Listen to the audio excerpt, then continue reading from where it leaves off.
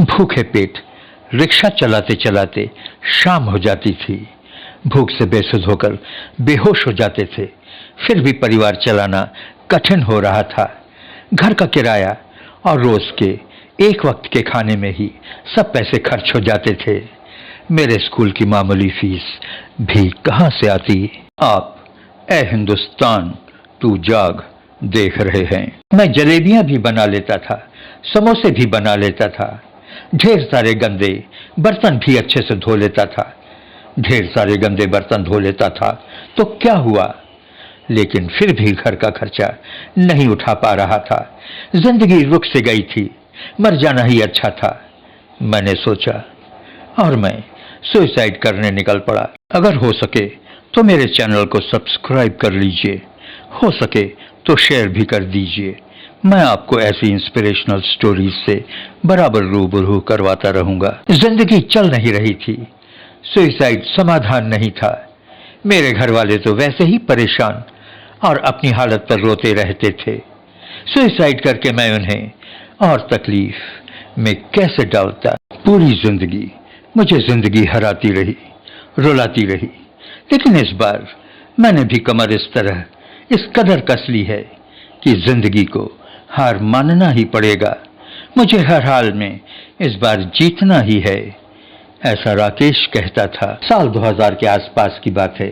मेरी उम्र लगभग 7-8 वर्ष की रही होगी। मम्मी बराबर बीमार रहती थी, उनको पथरी थी। पापा के पास कुछ रिक्शे थे और एक गन्ने की मशीन थी जिसे वो किराए पर चलाया करते थे।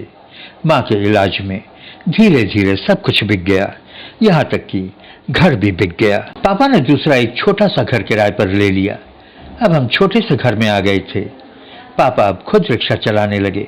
रोज कमाओ और दिन में एक बार खाओ का हिसाब चलने लगा। राकेश बताता है कि खाना खाने के बाद पैसे बचते नहीं थे। कपड़ों के फटने पर नए कपड़े आते नहीं थे। पड़ोस में एक सोनू भैया रहते थे, वो ठेले पर समोसे बेचा करते थे। 7 साल की छोटी उम्र में ही मैं उनके साथ समोसे बेचने लगा। इस काम को राकेश 16 साल की उम्र तक करता रहा। राकेश कहता है कि मैं समोसा बनाता था और बर्तन भी मैं ही साफ करता था। धीरे धीरे हमने जलेबी भी बनाना सीख लिया। अब थोड़ा बहुत कमाए हुए पैसे मैं घर में भी देने लगा था। कितनी ही बार पापा भूखे पेट रिक्शा चलाते थे और कभी कभी तो शाम तक भूख से वो बेसुध होकर बेहोश हो जाते थे। अब मुझे दिन के करीब 150 रुपए और एक वक्त का खाना मिल जाता था। अब मैं अपने पापा को भूखे पेट रिक्शा नहीं चलाने देता था। छत्तीसगढ़ के बोर्ड के एग्जाम्स में मैं ठीक ठाक नंबरों से पास हुआ। 12वीं में मेरे 82% नंबर आए थे। कितनी भी परेशानी क्यों ना आई हो, हमने पढ़ाई कभी नहीं छोड़ा। मुझे पता था कि पढ़ाई अगर मैं करता रहा तो कभी न कभी कुछ अच्छा हो जाएगा। 12वीं के बाद मैं बीएससी करना चाहता था, लेकिन हमारी किस्मत में कुछ अच्छा नहीं लिखा था। मैं पूरी फीस इकट्ठा नहीं कर सका था और किसी ने मुझ गरीब को पैसे उधार नहीं दिए। शायद लोग सोचते रहे होंगे कि ये गरीब फटीचर उनके पैसे कैसे लौटाएगा। मेरा 1 साल खराब हो गया, लेकिन मैंने हिम्मत नहीं हारी और बच्चों को ट्यूशन पढ़ाने लगा और एक बड़ी फूड कंपनी में डिलीवरी बॉय का भी काम करने लगा।